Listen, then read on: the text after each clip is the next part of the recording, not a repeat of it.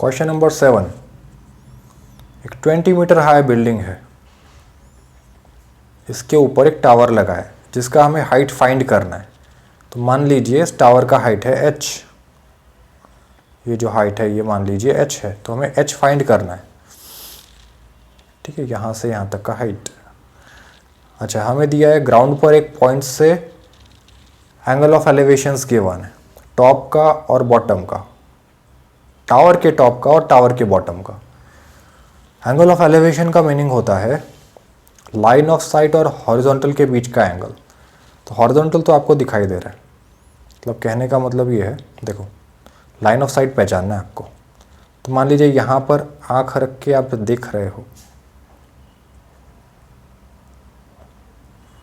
तो यहाँ से अगर देख रहे हो आप, तो लाइन ऑफ साइट क्या होता है? आँखों से ऑब्जेक्ट को ज्वाइन करने वाला लाइन, ये लाइन ऑफ साइट हुआ। तो लाइन ऑफ साइट और हॉरिजॉन्टल के बीच का एंगल हुआ एंगल ऑफ एलिवेशन। तो टॉप का एंगल ऑफ एलिवेशन हमें दिया है 60 डिग्री, ये एंगल 60 डिग्री दिया है। Similarly line of site tower के बॉटम के लिए ये वाला हुआ, टावर के बॉटम को आंखों से ज्वाइन किया, टावर के बॉटम को आंखों से ज्वाइन करने वाला लाइन लाइन ऑफ साइट है, और लाइन ऑफ साइट और हॉरिजॉन्टल के बीच का angle he angle of elevation होता है। तो ये एंगल ऑफ एलिवेशन दिया है बॉटम ऑफ टावर के लिए 45 डिग्री। सिचुएशन समझ रहा होगा। तो आगे देखिए,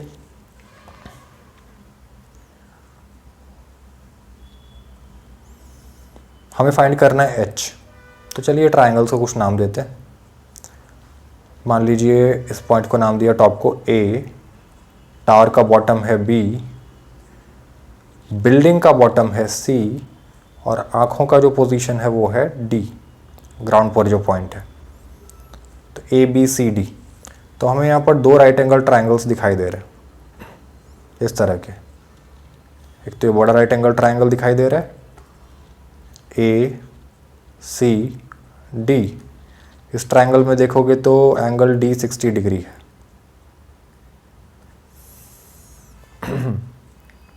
और टोटल हाइट कितना है AC दिखाई दे रहा है। AB और BC का एडिशन, बिल्डिंग का और टावर का हाइट मिलाकर ये कितना हुआ? ये तो 20 + h हुआ। ठीक है, तो इसके लिए इक्वेशन लिखा जाए तो इसके लिए क्या लिखोगे? इसके लिए तो लिखिए सिंपली, जैसे कि CD देखिए, मैं tan थीटा लिख रहा हूँ। क्या सोचकर लिख रहा हूँ ये जानना ज़रूरी है।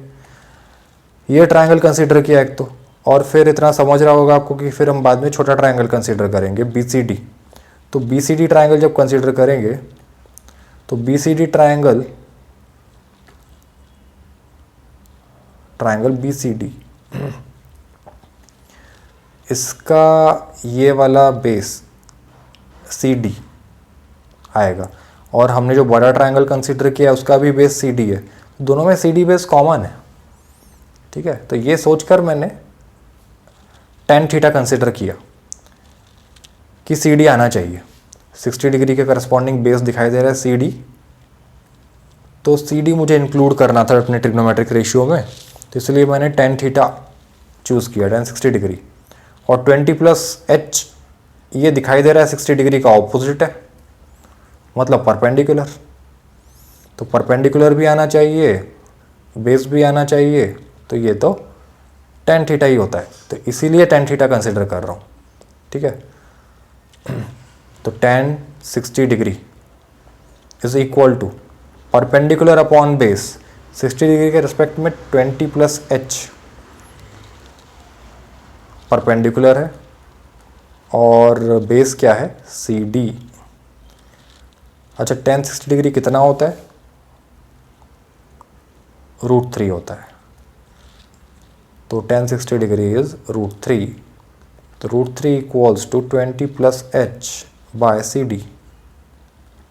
तो यहाँ से CD का वैल्यू कितना आ रहा है? यहाँ से आ रहा है CD is equal to 20 plus H divided by √3, ठीक है। इसे इक्वेशन 1 नाम दिया। C D equals to 20 plus H by √3। अब आप छोटा ट्रायंगल कंसिडर कीजिए B C D. In triangle B C D, इसमें देखिए आपको बी सी पता है। बी सी तो क्या है, ओरिजिनल डायग्राम देखो, इसमें बी सी तो क्या है, बिल्डिंग का हाइट। तो ये तो 20 दिया है, 20 मीटर। और सी डी पता तो नहीं है, लेकिन यूज़ कर रहे हैं इसे, कंसीडर करना है। क्यों करना है, अभी कुछ देर पहले बात की थी।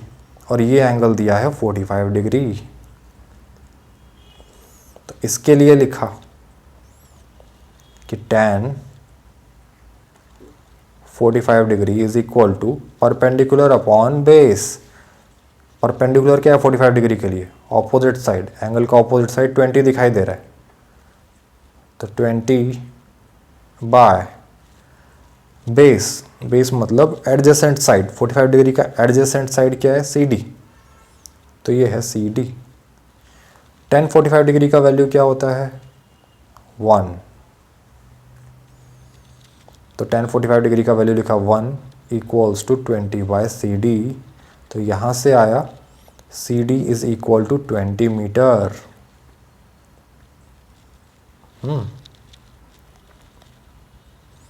इसे कहिए इक्वेशन नंबर 2। अब इक्वेशन 1 में देखिए, ऊपर ही लिखा है। इक्वेशन 1 में दिखाई दे रहा है सी डी का वैल्यू है 20 प्लस एच बाय √3। और इक्वेशन 2 से दिखाई दे रहा है सी डी का वैल्यू है 20। तो things equal to same things are equal to 1 another. तो यहाँ से लिखा जा सकता है फ्रॉम 1 and 2। 1 and 2 से क्या लिखा जा सकता है कि सी डी तो इक्वल है। इक्वेशन 1 में लिखा है 20 plus H by √3 C D है, और इक्वेशन 2 में लिखा है सी डी का वैल्यू 20 है।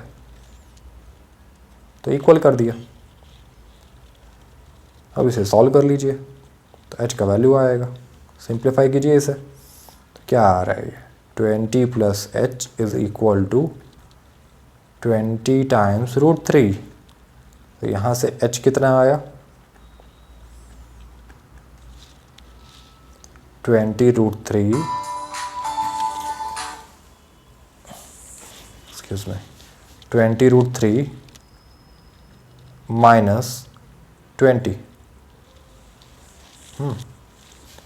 क्या आया। तो h इक्वल्स टू 20 कॉमन लिया आपने, तो ये आ रहा है √3 माइनस 1।